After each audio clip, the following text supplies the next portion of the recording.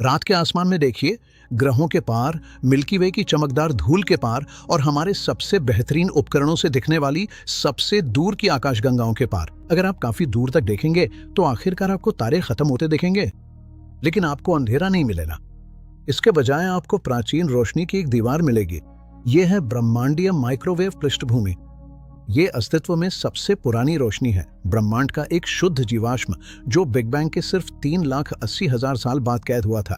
इस क्षण से पहले ब्रह्मांड एक चमकदार अपारदर्शी प्लाज्मा सूप था जो प्रकाश की यात्रा करने के लिए बहुत गर्म था। लेकिन जैसे जैसे अंतरिक्ष फैला और ठंडा हुआ, इलेक्ट्रॉन प्रोटॉन से जुड़े और पहली फोटॉन मुक्त हो गईं, जो 13 अरब साल से भी ज्यादा समय तक ब्रह्मांड में उड़ती रहीं और आज हमारे डिटेक्टरों तक पहुंची।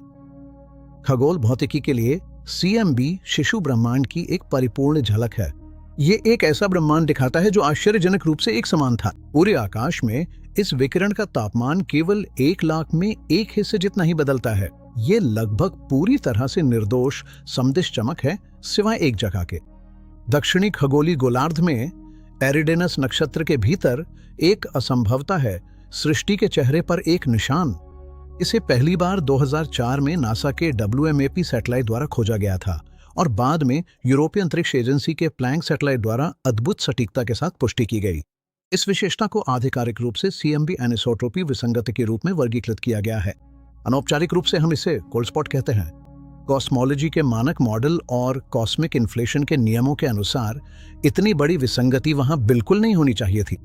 कॉस्मिक इन्फ्लेशन के अनुसार ऊपर परमाणुक आद्य ब्रह्मांड में क्वांटम उतार चढ़ावों को अत्यधिक फैलाया गया था, जिससे एक यादृच्छिक लेकिन अत्यंत पूर्वानुमानित वितरण बना। कोल्ड स्पॉट उन गणितीय संभावनाओं को पूरी तरह चुनौती देता है। यह विशाल है, यह हमारे आकाश में लगभग 10 डिग्री तक फैला हुआ है। अगर आप इसे अपनी खुली आंखों से देख सकते तो यह पूर्णिमा के चांद की चौड़ाई से 20 गुना बड़ा दिखाई देता। ये अरबों प्रकाश वर्षों में फैली एक विशाल संरचना का प्रतिनिधित्व करता है और ये आसपास के ब्रह्मांड की तुलना में काफी ठंडा है, जो ब्रह्मांडीय औसत से लगभग 70 माइक्रो केल्विन कम है।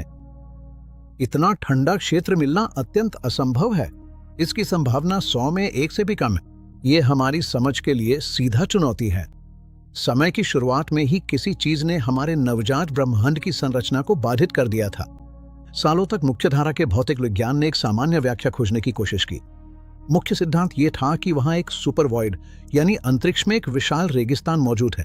जब CMB के प्राचीन फोटॉन इतने विशाल खाली क्षेत्र से गुजरते तो ब्रह्मांड का तेजी से फैलना उनकी तरंग दैर्ध्य को खींच देता, जिससे उनकी ऊर्जा कम हो जाती। ये एक सुंदर समाधान था। इसका मतलब था कि कोल्ड स्पॉट केवल पदार्थ की कमी के कारण बनी एक दृष्टिभ्रम है, लेकिन ब्रह्मांड शायद ही कभी इतनी आसानी से अपने रहस्य उजागर करता है। हाल के वर्षों में खगोलविदों ने कठोर और बड़े पैमाने पर स्पेक्ट्रोस्कोपिक सर्वेक्षण किए। परिणाम निर्णायक थे। कोई एकल विशाल सुपरवॉइड मौजूद नहीं है। जो पदार्थ गायब है वो उतना नहीं है जितना होना चाहिए था। सुपरवॉइड सिद्धांत को गणितीय रूप से खारिज कर दिए जाने के बाद हमें एक असहज सच्चाई का सामना करना पड़ता है। कोल्ड स्पॉट कोई भ्रम नहीं है जो अग्रभूमि की संरचनाओं के कारण बना हो। ये स्वयं पृष्ठभूमि की एक अंतर्निहित विशेषता है, हमारे स्पेस टाइम में उकेरी गई एक असली संरचनात्मक पहेली। जब पारंपरिक भौतिकी असफल हो जाती है तो हमें ब्रह्मांडीय सिद्धांतों की सीमाओं की ओर देखना पड़ता है और यहीं हमें सबसे चौंकाने वाली परिकल्पना मिलती है, एक टक्कर। ये मॉडल सुझाव देता है कि हमारा बिग बैंग कोई अनूठी अलग थलग घटना नहीं थी।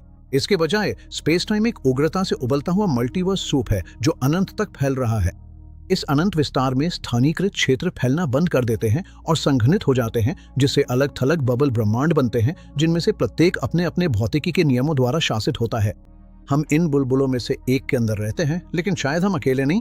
क्या होगा अगर हमारे ब्रह्मांड की अराजक प्रारंभिक अवस्था के दौरान कोई दूसरा बबल ब्रह्मांड बहुत पास आ गया? क्या होगा अगर वो सिर्फ पास से नहीं गुजरा बल्कि सचमुच हमारे ब्रह्मांड से टकरा गया? अगर दो ब्रह्मांड टकराते तो उनके बीच की क्वांटम यांत्रिक सीमाएं आपस में क्रिया करती। टकराव की विशाल गुरुत्वाकर्षण और स्केलर फील्ड शक्तियां स्पेस टाइम को विकृत कर देंगी, जिससे आद्य प्लाज्मा की घनता में एक जबरदस्त अशांति पैदा होगी। ये एक स्थायी निशान छोड़ देगा, एक वास्तविक ब्रह्मांडीय चोट का निशान। ओल्ड स्पॉट शायद वही निशान है जो उस दिन बचा जब हमारे ब्रह्मांड ने अपनी जगह के लिए संघर्ष किया था। अगर कोल्ड स्पॉट सचमुच एक ब्रह्मांडीय चोट है तो उसके दार्शनिक और वैज्ञानिक निहितार्थ चौंका देने वाले हैं। इसका मतलब है कि हमारा प्रेक्षणीय ब्रह्मांड अंत नहीं है, इसका मतलब है कि भौतिकी के जो नियम हमने दर्ज किए हैं वे केवल हमारे बुलबुले के लिए विशिष्ट और स्थानीय हैं, जबकि अनंत प्रकार की वैकल्पिक भौतिकी हमारे पहुंच से ठीक बाहर घटित हो रही है। सबसे महत्वपूर्ण बात इसका अर्थ है कि हमें पहली बार अनुभवजन्य प्रमाण मिला है कि हमारा ब्रह्मांड एक और भी विशाल अनंत ताने बाने का हिस्सा है। हम किसी सोने रेगिस्तान को नहीं देख रहे, हम एक अनंत महासागर के किनारे खड़े हैं और एक वैकल्पिक वास्तविकता के पदचिन्हों को देख रहे हैं। हजारों वर्षों तक हमने तारों को देखा और खुद को अकेला महसूस किया। अब शायद हमने कुछ पूरी तरह अप्रत्याशित खोज लिया है, अनंतता की गूंजें।